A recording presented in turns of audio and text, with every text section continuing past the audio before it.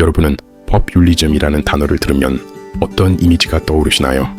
국민을 위한 정치, 아니면 달콤한 거짓말로 표를 사는 속임수, 선거철마다 반복되는 무상복지, 감세 공약. 누군가는 말합니다. 이건 단지 표를 위한 쇼일 뿐이다. 하지만 반대로 포퓰리즘이야말로 진짜 민주주의라고 말하는 이들도 있습니다. 정치는 원래 국민을 위한 거 아니냐고요? 그렇다면 과연 포퓰리즘은 우리에게 꼭 필요한 존재일까요? 아니면 민주주의를 좀먹는 위험한 독일까요? 오늘 우리는 그 질문에 대해 조금 더 깊이 들여다보려 합니다. 포퓰리즘, 우리가 살면서 많이 들어본 단어지만 정확한 뜻을 아시나요? 라티노 포퓰러스, 즉 민중이라는 말에서 시작된 이 단어는 본래 국민의 뜻을 대변하는 정치라는 긍정적인 의미를 담고 있었습니다. 하지만 시간이 지나면서 포퓰리즘은 다수의 인기를 얻기 위해 감정에 호소하고 현실적인 대안 없이 당장의 이익만을 제시하는 정치 행위를 의미하게 되었죠. 간단히 말해 포퓰리즘은 당신을 위해서라는 말 뒤에 당신이 듣고 싶은 말만을 골라 하는 정치로 변질되었습니다. 우리는 생각해야 됩니다. 정말 그게 국민을 위한 것일까? 포퓰리즘은 때때로 달콤한 거짓이 되어 국가를 망가뜨리는 도구로 작용하기도 합니다. 포퓰리즘은 어느 날 갑자기 만들어진 게 아닙니다. 그 기원은 고대 로마 시대로 거슬러 올라갑니다. 당시 로마의 권력자들은 민중의 불만을 잠재우기 위해 빵과 서커스, bread and circuses,를 제공했죠. 그 중심에는 아노나, 큐라 아노나라는 무상복지 제도가 있었습니다. 라틴어로 큐라는 배려, 아노나는 공물을 의미합니다. 하지만 시간이 지나면서 이 제도는 변질되기 시작했습니다. 정치인들은 민심을 얻기 위해 더 많은 무상복지를 약속하고 공짜를 경쟁하는 선거가 시작됐죠. 먹을 것과 볼거리를 무상으로 나눠주며 정치에 대한 관심과 비판을 흐리게 만들었던 겁니다. 그리고 이런 전략은 효과적이었습니다. 권력자들은 민중의 마음을 얻었고 민중의 무관심 속에 그들의 통치는 계속됐습니다. 세기가 흘러 이 전략은 현대 정치에도 이어졌습니다. 무솔리니는 대중 앞에서 국가의 자부심을 강조했고 히틀러는 유대인이라는 적을 설정해 분노를 결집시켰습니다. 그들은 국민을 위하는 척했지만 사실은 국민을 이용한 것이었죠. 그렇다면 지금은 어떨까요? 21세기에도 포퓰리즘은 다양한 방식으로 진화해왔습니다. SNS를 통해 선동적인 문구와 영상으로 진짜 국민의 편이라는 이미지를 만들어 국민들을 속여왔습니다. 결국 포퓰리즘은 시대에 따라 옷을 바꿔 입을 뿐 본질은 같습니다. 우리는 매 순간 정치가 우리를 위하고 있는가? 라는 질문보다 정치가 우리를 이용하고 있는 건 아닌가를 되묻는 눈을 가져야 합니다. 이제 우리는 이 단어의 표면을 넘어서 그 안에 숨겨진 의도를 읽어내야 합니다. 포퓰리즘은 대중의 감정에 호소합니다. 하지만 그 감정은 언제나 이성적으로 작동하지 않습니다. 많은 포퓰리즘 정치는 국민의 분노를 자극하는 데 초점을 둡니다. 사회 내부의 갈등을 의도적으로 부풀립니다. 누군가를 적으로 만들고 국민을 하나로 묶는 방식이죠. 그래야 자신이 구원자가 되기 때문이죠. 정치인에게 반대하는 사람은 국민의 적, 기득권층, 언론 또는 특정 집단은 청산해야 할 존재가 됩니다. 포퓰리즘은 대중의 뜻을 실현한다는 명목으로 민주주의의 견제 장치를 무력화하기도 합니다. 권력 집중, 법치 훼손, 반대 의견에 대한 탄압이 국민의 뜻이라는 이름 아래 정당화되기도 하죠. 대중이 원하는 대로 라는 말은 듣기 좋지만 과연 모든 국민이 똑같은 생각을 하고 있을까요? 그들이 문제다. 우리가 가난한 건 저들 때문이다. 이런 프레임은 갈등을 해결하지 못합니다. 오히려 새로운 증오를 만들어내죠. 과거 독일의 괴벨스는 대중은 적을 원한다고 말했습니다. 그 말처럼 포퓰리즘은 복잡한 문제를 한 사람 혹은 한 집단의 탓으로 돌립니다. 그게 정치적으로 가장 쉽고 빠른 길이기 때문이죠. 다른 한편으로는 포퓰리즘은 즉각적인 지지를 얻기 위한 정책을 내놓는 경향이 있습니다. 단기적으로는 대중의 환호를 얻지만 장기적으로는 재정 부담, 구조적 개혁 지연 등으로 결국 사회를 약화시킵니다. 모두에게 무상으로 나눠준다는 약속. 그 대가는 국가 재정 파탄, 물가 폭등, 생필품 부족으로 이어졌습니다. 결국 국민은 박수를 치며 빈곤해졌고 정권은 환호 속에 국가를 붕괴시켰습니다. 포퓰리즘은 지금을 팔아 미래를 저당 잡습니다. 그리고 언젠가 그 대가를 치러야 할 시간이 옵니다. 모두에게 나눠주겠다는 말은 아름답습니다. 그러나 그 대가는 결국 미래 세대가 짊어져야 할 빚이 됩니다. 이러한 포퓰리즘은 현실적 문제 해결보다 지지율을 우선시하며 정치가 단기성과 경쟁으로 변질되기도 하죠. 그렇기에 때로 민주주의를 무너뜨리기도 합니다. 선거로 집권했지만 비판 언론을 탄압하고 사법부를 장악하며 견제받지 않는 권력으로 변모하는 사례들. 결국 포퓰리즘이 낳은 결과는 분열된 사회, 불신의 정치, 미래를 희생한 단기적 인기 정책들, 모든 게 결국 우리에게 되돌아올지 모릅니다. 그들이 외친 건 국민을 위하여였지만 결국 국민의 자유부터 사라집니다. 포퓰리즘 자체만 두고 봤을 때는 나쁜 정치 시스템은 아닙니다. 하지만 감정에만 기댄 정치는 쉽게 흔들립니다. 우리가 필요한 건 현명한 국민입니다.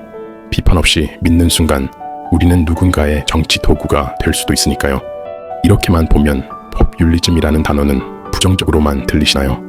사실 포퓰리즘은 대중의 목소리를 정치의 중심으로 끌어올린다는 점에서 긍정적인 기능을 담당하고 있습니다.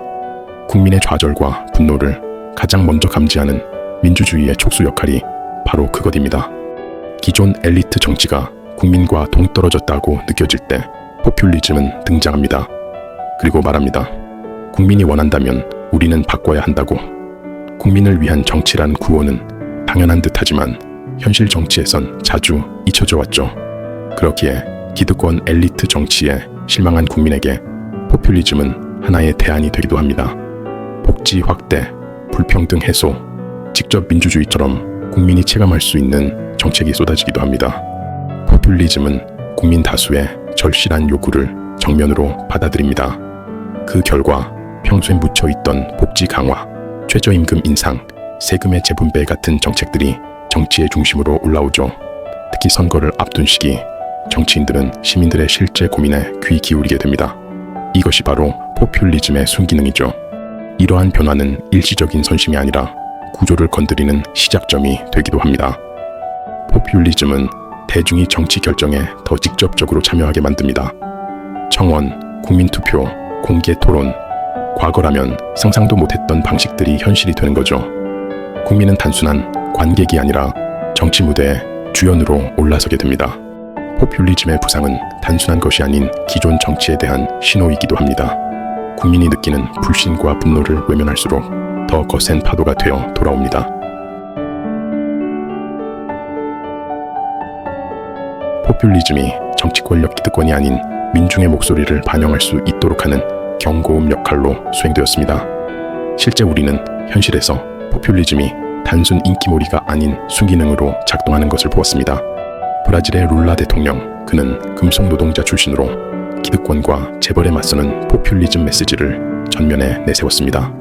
하지만 실제 정책은 극단적이지 않았고 취임 후 보우사, 파밀리아, 가족 수당을 통해 극빈층 수천만 명을 빈곤에서 구했고 브라질을 중산층 중심의 신흥 경제국으로 끌어올렸습니다. 복지를 경제 성장과 연결하는 시스템을 만들었으며 국가 부채를 해결하였습니다. 국제사회는 이것을 성공한 좌파 포퓰리즘이라 불렀습니다. 또 다른 사례는 볼리비아의 에보 모랄레스, 볼리비아 최초의 원주민 대통령이었던 그는 국영화 정책과 자원 재분배를 통해 극심한 빈부 격차를 완화했습니다. 비판도 있었지만 그의 정책으로 1인당 GDP를 1200달러에서 3472달러로 3배 가까이 성장을 만들어냈습니다. 볼리비아 국민의 체감 복지를 확실히 높였고 10년 이상 안정적인 성장과 지지를 유지했습니다. 멕시코는 오랫동안 부패와 폭력에 시달려왔습니다. 그리고 그 혼돈의 땅에서 국민은 하나의 선택을 했습니다. 안드레스 마누엘 로페스 오브라도르, 줄여서 아모로라 불리는 대통령이죠. 그는 기존 정치인과는 전혀 달랐습니다. 검소한 생활, 소탈한 언행, 그리고 무엇보다도 국민과 직접 소통하는 정치. 그는 매일 아침 기자회견을 통해 대통령이 아닌 시민 대표처럼 행동했죠. 복지 정책도 단순한 퍼주기가 아니었습니다. 청년에게 일자리 프로그램을 제공하고 노인과 장애인에게 직접 현금 지원을 했지만 강력한 부패 척결로 세수를 늘려 재정 건전성은 오히려 안정됐습니다. 오브라도르는 감성 정치로 집권했지만 현실 정치로 지지율을 유지했습니다.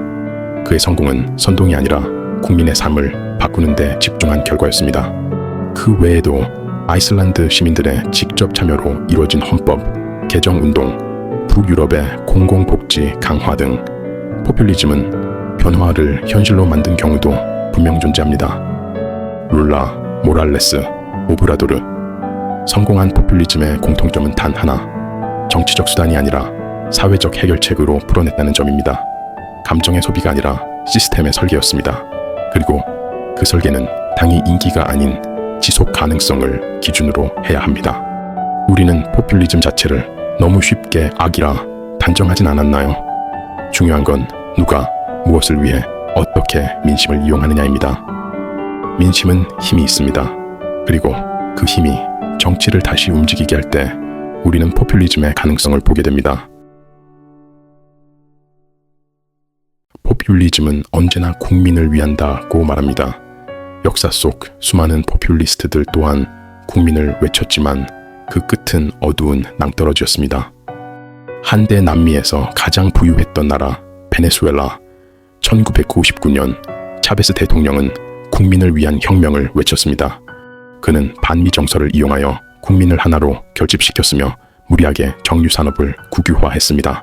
석유 수익을 바탕으로 전기, 교육, 의료, 주택까지 무료화했습니다.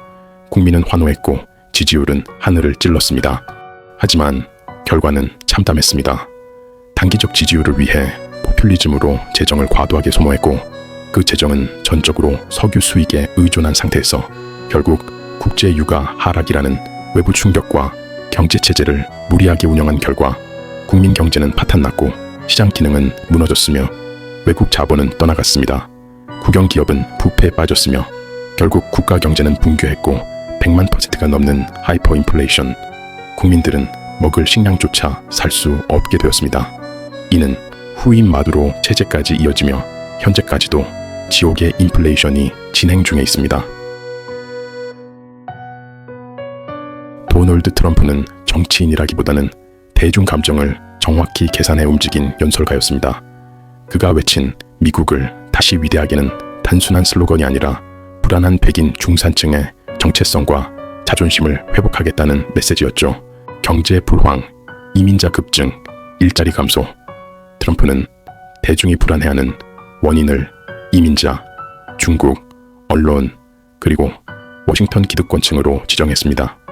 적이 명확해졌을 때 대중은 생각보다 훨씬 쉽게 하나로 뭉쳤고 그는 불만을 적개심으로 바꾸는데 성공했습니다. 놀라운 건 사실을 왜곡하고 거짓말을 해도 지지율은 떨어지지 않았다는 겁니다. 왜냐하면 그의 거짓은 단순한 정보가 아니라 감정의 언어였기 때문이죠.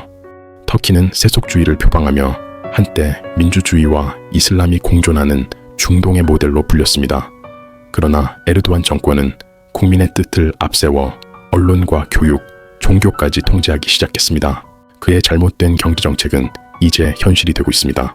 자신만의 경제적 신념에 따라 기준금리 인하를 밀어붙였고 결과는 참혹했습니다. 리라와 가치는 붕괴했고 물가는 치솟았습니다. 하지만 그는 여전히 외세의 음모를 외칩니다. 진짜 터키인이라면 나를 믿고 기다려야 한다는 말로 국민을 붙잡고 있죠. 에르도안은 현재도 언론과 야당을 국가 안보라는 이름으로 정당화하며 탄압하고 있습니다. 현재 터키는 EU 가입이 사실상 멀어지고 언론 자유지수는 바닥을 향하고 있습니다. 유럽의 작은 나라 헝가리, 오르반 총리는 국민을 지키기 위한 강력한 리더십을 외쳤습니다. 선거를 통해 집권한 그는 국민의 분노를 외부의 적에게 돌렸죠. 반이민, 반EU 정서로 대중을 결집시키며 비판 언론은 억압되고 헌법까지 개정되었습니다. 선출된 권력이 국민의 이름으로 권위주의가 되었을 때 민주주의의 외형을 가졌지만 속은 전혀 달랐습니다. 20세기 초 세계 7대 부국 중 하나였던 나라, 1900년대 초 아르헨티나는 풍요로웠습니다. 한때 아르헨티나는 남미의 파리로 불렸습니다.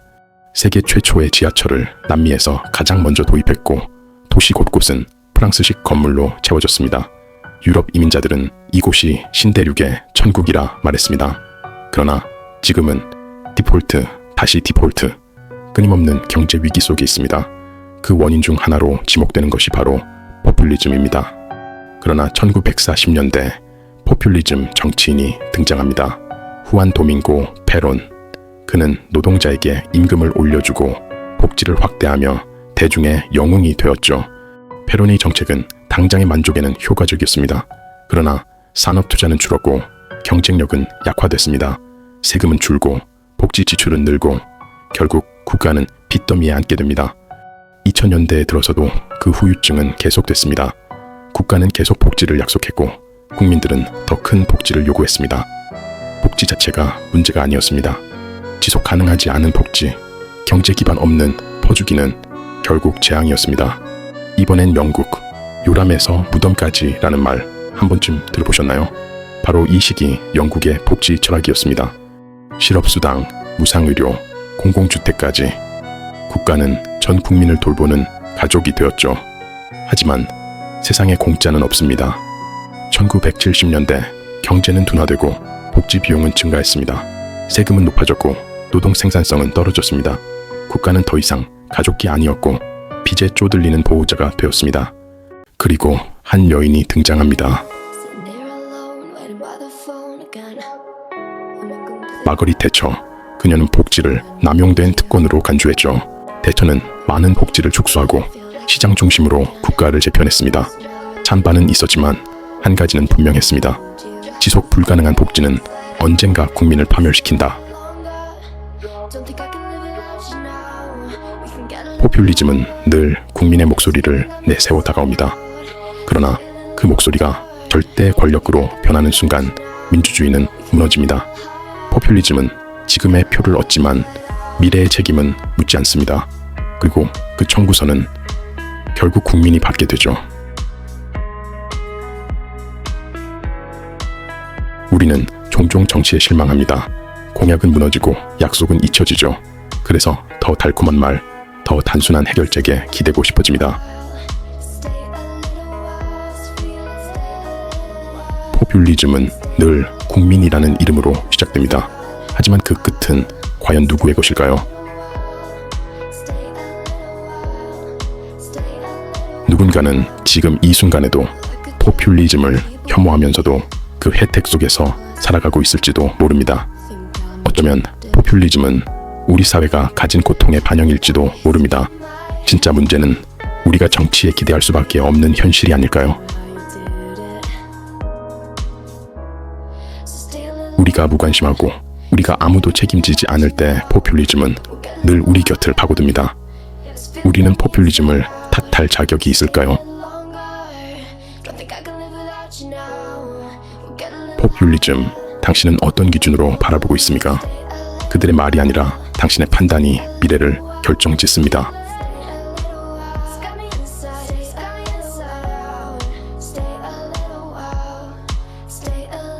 더 좋은 영상으로 돌아올 수 있도록 좋아요, 구독 부탁드립니다.